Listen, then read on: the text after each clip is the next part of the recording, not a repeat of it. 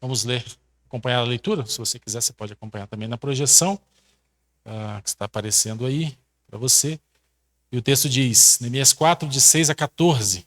Assim, edificamos o muro, e todo o muro se fechou até a metade da sua altura, porque o povo tinha ânimo para trabalhar.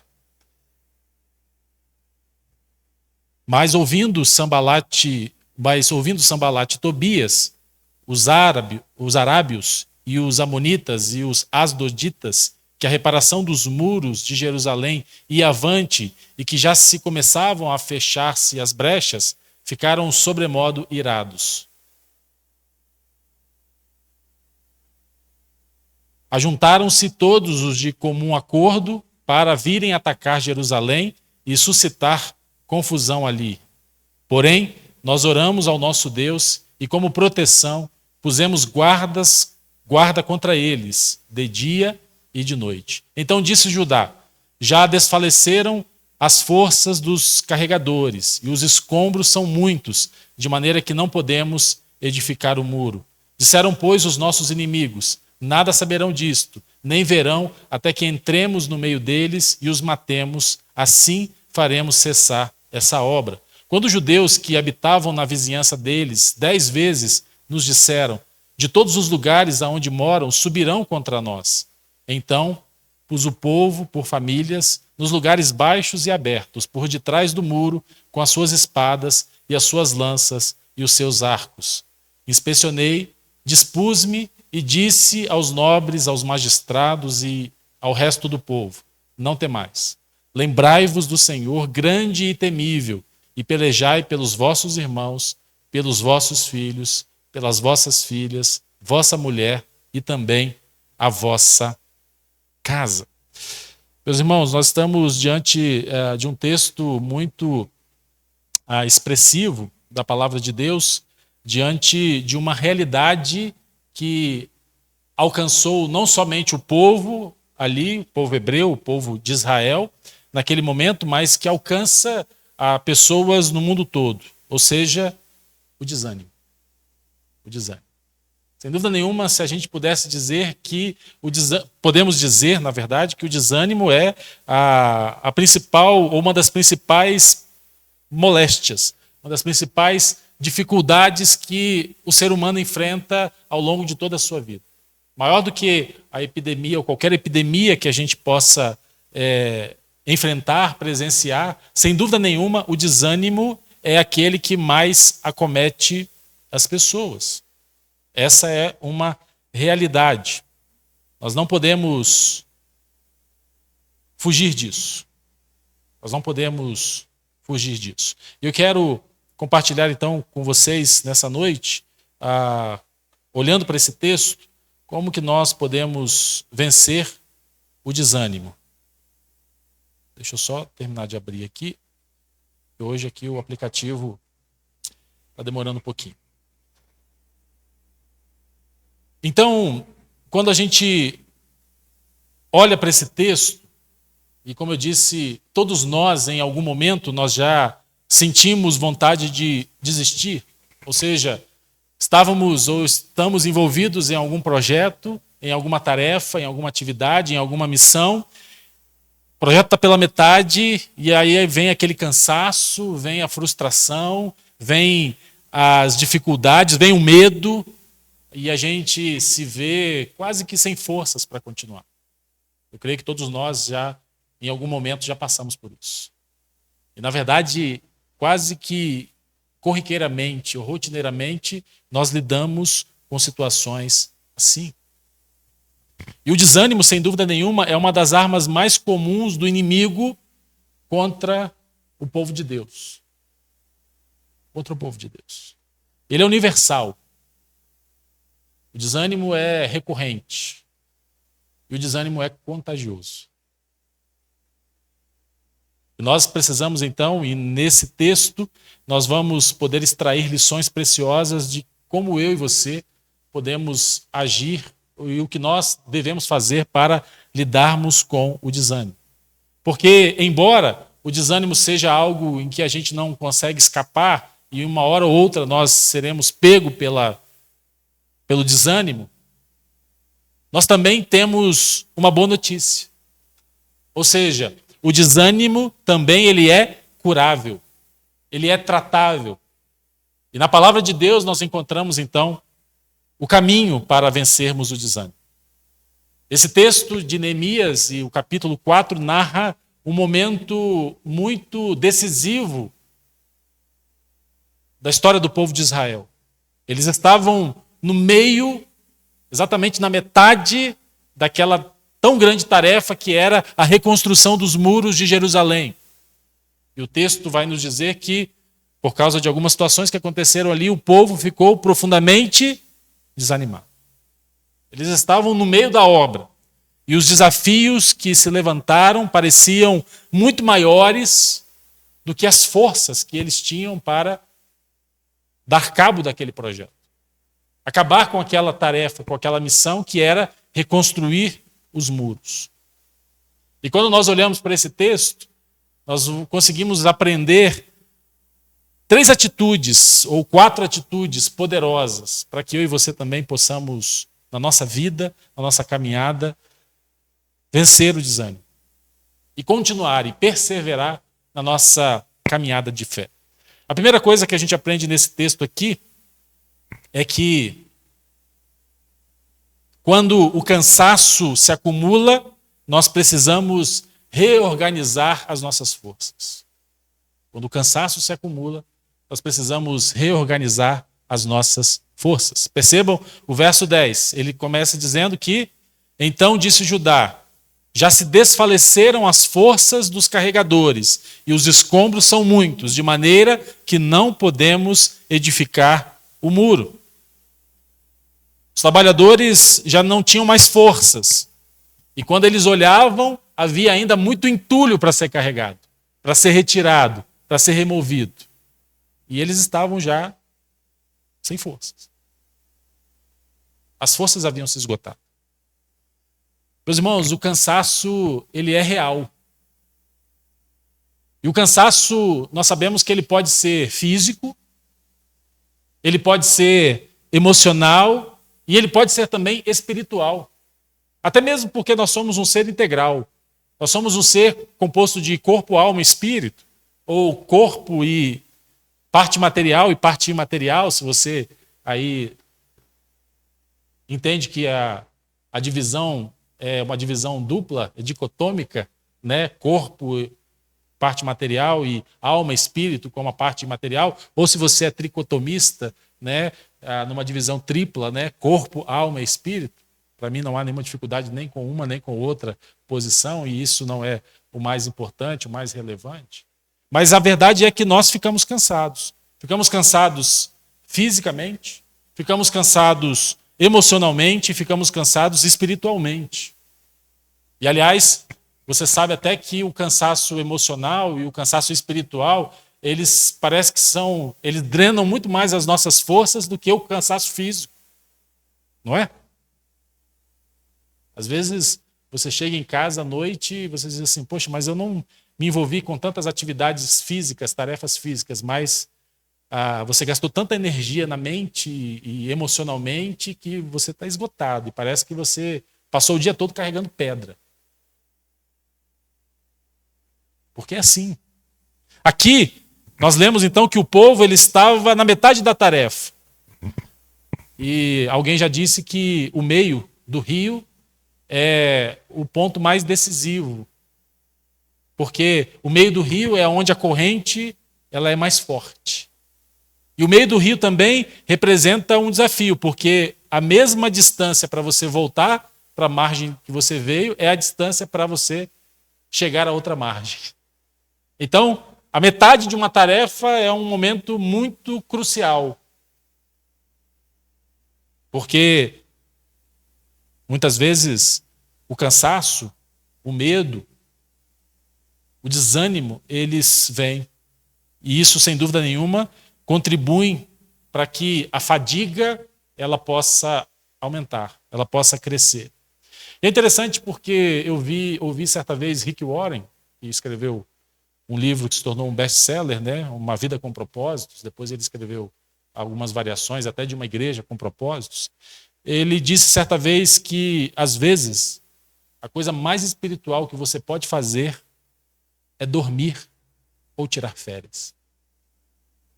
Às vezes, a coisa mais espiritual que você pode fazer é dormir ou tirar férias. Porque no momento em que nós estamos passando pelo desânimo, que muitas vezes tem como fundo o cansaço, a fadiga, nós precisamos descansar.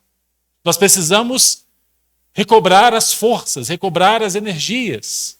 Há 2 semanas atrás nós falamos sobre Elias, no momento em que ele se sentiu assim. E o que Elias precisava? Ele precisava descansar. Ele precisava se alimentar. Ele precisava recobrar as suas forças através do descanso e através da alimentação. E é isso que acontece. O tratamento que Deus fez ali com Elias no deserto foi deixar e permitir que ele dormisse e alimentá-lo com pão e água. Vocês lembram?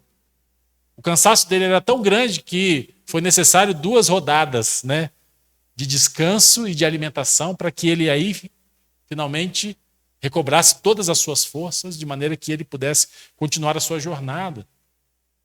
E o texto diz então que depois daquele processo duplo, ele então se pôs a caminhar 40 dias pelo deserto. Às vezes, a coisa mais espiritual que você pode fazer é dormir, é descansar ou tirar férias. Porque se o desânimo ele tem como pano de fundo o cansaço, a fadiga, nós precisamos entender então que o descanso ele é algo espiritual. Se nós pararmos para pensar, Deus não precisava de descanso, né? Mas ele o fez porque eu disse que ele criou o mundo em 6 dias e no 7º dia ele então descansou de toda a obra que ele havia realizado. Deus precisava de descanso? Não. Ele é o Deus Todo-Poderoso. Ele é o Deus que nunca se cansa, que nunca se fadiga. Mas ele o fez até mesmo para deixar para nós como exemplo e como ensinamento o fato de que nós precisamos cuidar do nosso descanso. Às vezes, o que nós precisamos não é mais de pressão. O que nós precisamos é de renovação. E no momento de desânimo, talvez a coisa mais importante que a gente deva fazer é descansar. É dormir. É recobrar as forças e as energias, porque muitas vezes o desânimo vem por um cansaço, por uma fadiga. Seja esse cansaço físico, seja esse cansaço emocional, seja esse cansaço espiritual. E Neemias entendeu isso. Ele percebeu então que o povo precisava não de repreensão, não de chicotada, não de ser chamada a atenção, não. O que Neemias faz? O texto diz então que ele reorganiza as frentes de trabalho, ele cria turnos, e aí a gente pode perceber que ao criar turnos, então ele dava a oportunidade para que as pessoas descansassem, ou seja, eles estavam num turno trabalhando, no outro turno eles eram cobertos, né, por outros, para outra equipe, de maneira que eles pudessem então descansar, de maneira então que eles pudessem recobrar então as suas energias. Ele redistribui as tarefas, ele divide o povo por famílias. E a aplicação que a gente pode tirar aqui, meus irmãos, é que muitas vezes o que nós precisamos não é desistir daquilo que nós estamos fazendo. O que nós precisamos muitas vezes é apenas nos reorganizar. O que nós precisamos é recomeçar. O que nós precisamos é redefinir os limites. Karl Ecker escreveu que o desânimo consome aqueles que se afastam do descanso e se sobrecarregam com tarefas que não foram entregues por Deus. O desânimo consome aqueles que se afastam do descanso e se sobrecarregam com tarefas que não foram entregues por Deus. A primeira lição, então, para vencermos o desânimo é, quando o cansaço se acumula, precisamos reorganizar as nossas forças. Há uma segunda lição que a gente aprende aqui nesse texto, de como vencermos o desânimo. Quando a frustração desorganiza, recupere o foco. Quando a frustração desorganiza, precisamos recuperar o foco. Percebam? Ele vai dizer, ainda no verso 10, então disse Judá, já desfaleceram as forças dos carregadores e os escombros e os entulhos ainda são muitos, de maneira que não podemos edificar o muro. E, meus irmãos, nós sabemos que a frustração, ela chega até nós quando a gente sabe aquilo que quer, sabe aquilo que nós devemos fazer, mas a gente não consegue enxergar como a gente vai chegar lá. Não é verdade? A gente sabe o que tem que fazer, a gente sabe a tarefa que a gente precisa concluir, a missão que a gente precisa executar, mas a gente não vê os meios de como chegar lá, como fazer aquilo que nós precisamos fazer. E perceba, o entulho ali estava atrapalhando a visão do povo, estava trazendo para eles o desânimo, porque eles olhavam aquela situação toda, todo aquele entulho e diziam, gente, é trabalho demais, a gente não tem força. Isso acontece também na nossa vida, meus irmãos. Fernanda tem batido muito comigo quase que com um martelo, e eu tenho dado o braço a torcer para ela acerca disso, porque ela sempre fala assim comigo, olha, guarda-roupa desorganizado é vida desorganizada. Começa a organização do nosso guarda-roupa. E é assim mesmo. Eu agora tenho procurado seguir a orientação da minha esposa, até porque eu já entendi que muitas vezes a voz de Deus ela vai vir num tom feminino. Então o homem que é sábio, ele ouve a sua esposa, né? Ele entende que Deus fala através das esposas. E muitas vezes foi assim, né? E tem sido assim. De maneira então que uma das coisas que eu tenho buscado fazer é organizar o meu guarda-roupa. Algo simples, né? Mas ali começa toda a organização da minha vida. E eu tenho aprendido isso. Dá trabalho. Dá trabalho de vez em quando, principalmente porque lá em casa quem cuida da roupa sou eu, né? Eu não lavo a roupa, né? Quem lava é a máquina. Mas eu que coloco na máquina, depois eu que estendo, depois eu que recolho, depois eu faço as pilhas de cada um e entrego para que cada um então possa guardar. Então a minha roupa eu tenho que guardar, eu tenho que organizar. De vez em quando, até porque faço isso uma vez por semana, então tem que colocar todas aquelas roupas na cama, pegar cabide por cabide, né? Pendurar, organizar. Mas quando eu abro meu guarda-roupa e vejo meu guarda-roupa organizado, gente, isso mexe comigo. De maneira, então, que eu vou buscar levar essa organização, então, para todas as esferas da minha vida. Para todos os ambientes em que eu estou ali. De maneira que, realmente, nos momentos em que, durante algum tempo, a minha organização era pegar aquela pilha de roupa e simplesmente jogar ali dentro do guarda-roupa, de maneira que eu não conseguia ver, não conseguia saber o que eu tinha, né? E aí o que acontecia é que muitas vezes que eu acabava repetindo as roupas porque eu só pegava aquelas que estavam ali em cima, né? E aí um dia até os filhos falaram, nossa pai, você não tem mais roupa para vestir não, porque você só usa a mesma camisa. Falta de organização. É assim, meus irmãos. É isso que estava acontecendo ali. Quantas vezes também nós estamos rodeados de entulhos?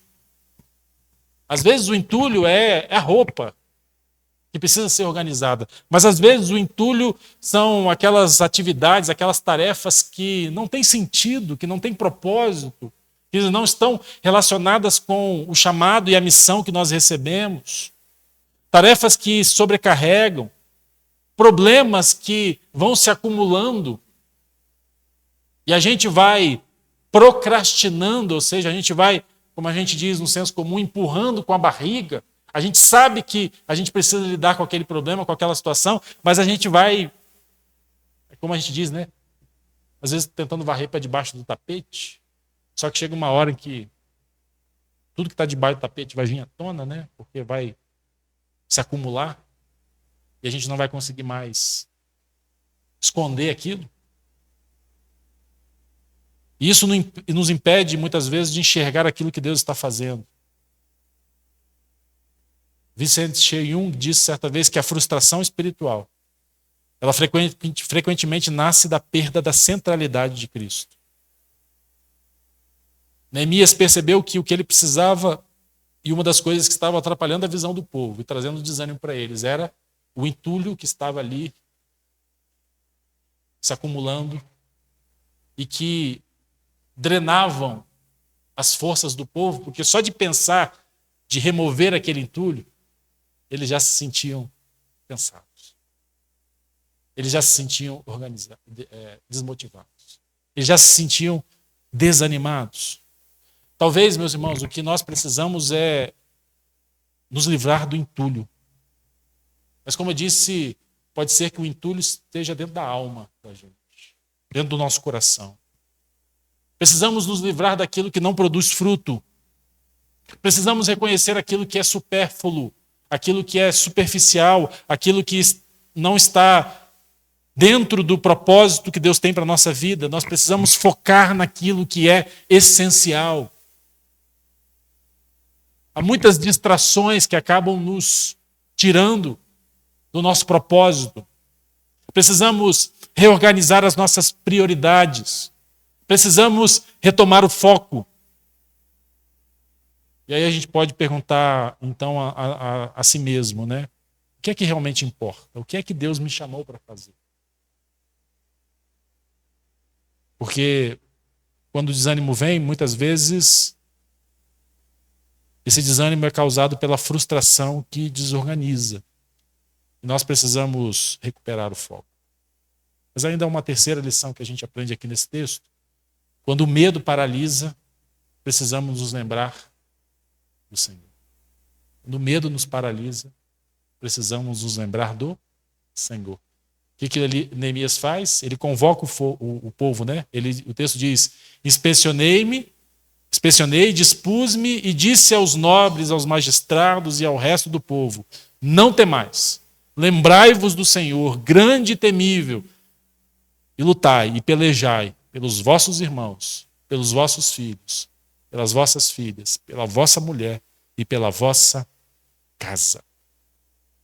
Não só a situação ali, você lembra, nós lemos o texto, eles tinham não só o problema do desânimo da reconstrução, mas chega a notícia agora que os inimigos estavam vindo para atacá-los. Olha que situação terrível, né? Além de lidar com aquela situação que estava ali diante do projeto de reconstrução do muro, agora ainda assim eles tinham também que se preocupar em se defender, em defender a cidade, em defender o seu território, porque os inimigos estavam se amontoando, se aglutinando para virem atacar o povo de Israel. Uma ameaça chega até eles. Eles queriam, os seus inimigos também queriam impedir que aquela obra continuasse. E o medo se espalha. E o que é que o medo faz? Meus irmãos, na maioria das vezes o medo nos paralisa. O medo nos paralisa. A gente fica sem saber o que fazer. Não é assim? O medo tem essa capacidade. A capacidade de nos fazer pensar em desistir. A capacidade de nos tentar levar a fugir. A capacidade de tentar nos levar a nos esconder. Porque o medo faz isso com a gente. O que é que Neemias faz? Porque, obviamente, eu entendo que quase que uma histeria coletiva começou ali, quando eles, então, recebem a notícia de que os inimigos estavam vindo para atacá-los e para atrapalhar o projeto de reconstrução ou fazê-los desistir do projeto de reconstrução dos muros. E nós sabemos que é assim, né? Algumas situações que acontecem que elas se tornam quase que uma histeria coletiva. E aquilo foi passando de um para o outro e aquele sentimento e o medo foi tomando conta do coração de todo o povo. Mas aí Neemias chama o povo para fazer uma coisa só. Neemias chama o povo e diz: lembrem-se do Senhor. Lembrem-se do Senhor. E lembrarmos do Senhor, meus irmãos, significa lembrarmos que a bondade de Deus tem nos acompanhado. Lembrarmos do Senhor significa lembrarmos que Deus, através de Jesus Cristo prometeu que estaria conosco todos os dias até a consumação dos séculos. Lembrarmos do Senhor significa lembrarmos que a sua presença ela é constante, ela é real e ela é leal nas nossas vidas. Lembrarmos do Senhor significa saber que nós podemos contar com o poder do Senhor para avançarmos para o futuro, mesmo que seja um futuro desconhecido. E nós não tememos o futuro, porque nós sabemos quem é que tem o futuro na palma das suas mãos. E esse é o nosso Deus.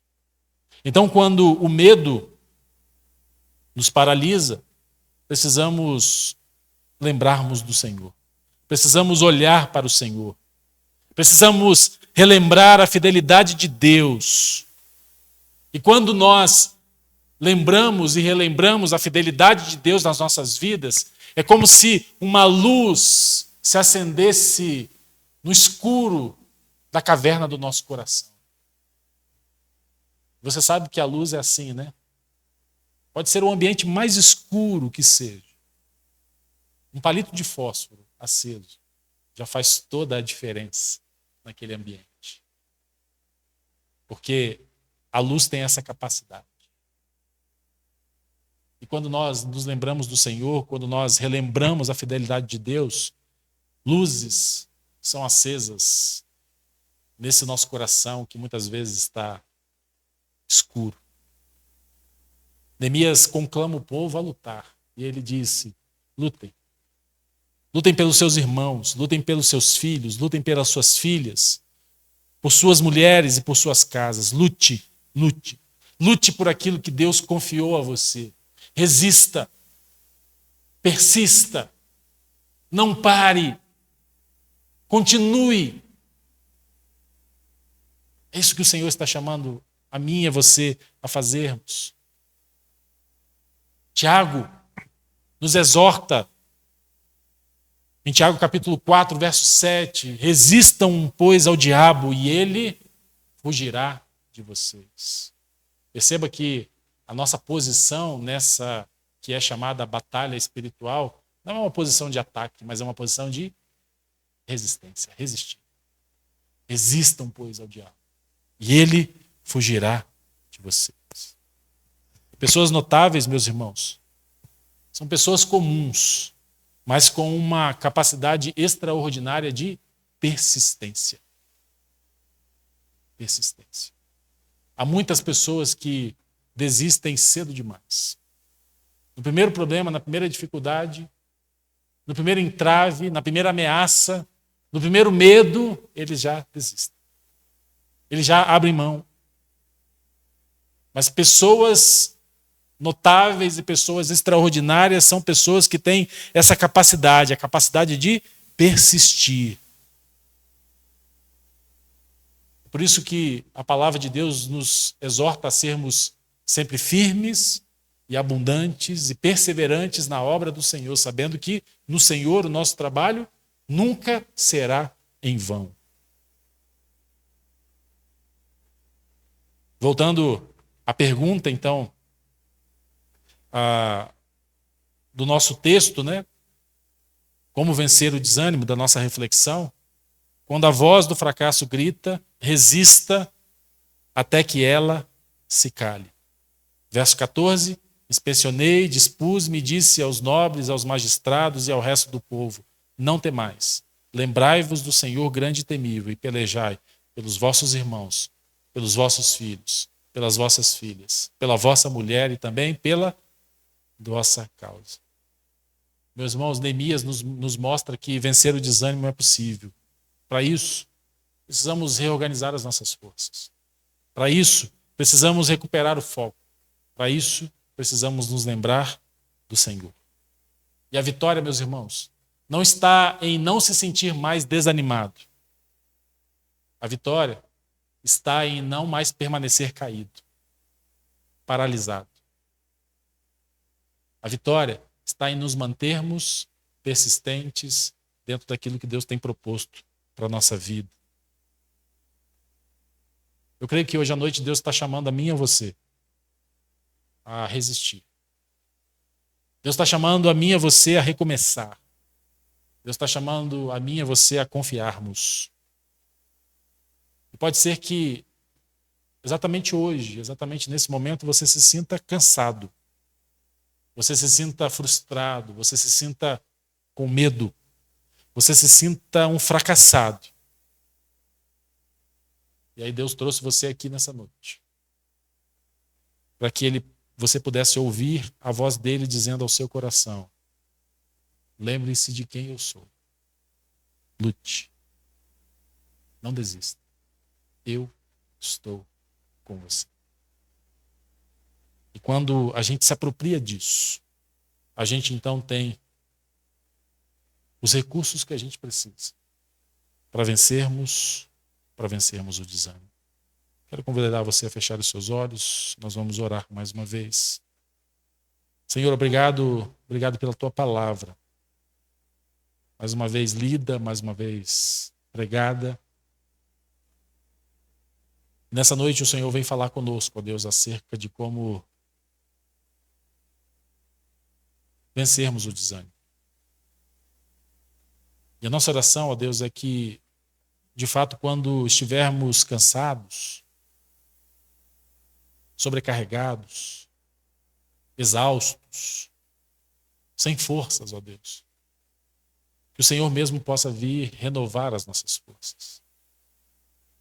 Que o renovo do Senhor esteja sobre as nossas vidas, em nossos corações.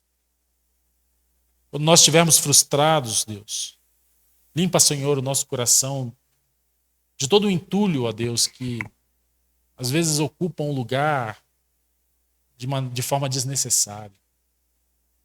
Limpa, Senhor, o entulho que pode ser material mesmo, mas também pode ser emocional, que pode ser espiritual. Que cada um de nós possa olhar para dentro de si, ó, e percebendo que há entulhos que têm feito com que a nossa visão seja turva, nos ajude, Senhor, a remover esses entulhos. Nos ajude, Senhor, a renovar os nossos corações. Nos ajude, Senhor, a eliminarmos esse peso e esse fardo que trazem desânimo para a gente, que sobrecarregam a gente. Que possamos, ó Deus, aceitar e atender o convite de Jesus, que continua dizendo para nós: vinde a mim, todos vocês que estão cansados e sobrecarregados, e eu vos aliviarei, e eu trarei descanso para vossas almas. Possamos então ir até Jesus, sempre, abrindo os nossos corações para Ele, de maneira que Ele venha tirar qualquer entulho que se coloca diante de nós, nos atrapalhando a nossa caminhada. Quando o nosso coração estiver tomado pelo medo, Senhor, nos faz lembrar da Tua grandeza, nos faz lembrar de quem o Senhor é. Nos fortalece e nos revigora a alma e a esperança e a nossa fé ao lembrarmos de quem o Senhor é foi no passado, de quem o Senhor é no presente e de quem o Senhor continuará sendo no futuro. Senhor, quando nós pensarmos e quisermos desistirmos, mostra, ó Deus, as pessoas pelas quais nós devemos lutar. Porque assim, como Neemias disse ao povo, eles deveriam lutar por suas casas, por suas famílias, por suas esposas, por seus filhos e filhas. O Senhor também nos chama hoje a lutarmos por pessoas que o Senhor mesmo tem colocado nas nossas vidas. De maneira então que possamos continuar perseverantes, sabendo que essa luta, que essa batalha no Senhor nunca será em vão. Que o teu Espírito nos sustente, Pai. Que o teu amor nos levante, nos erga.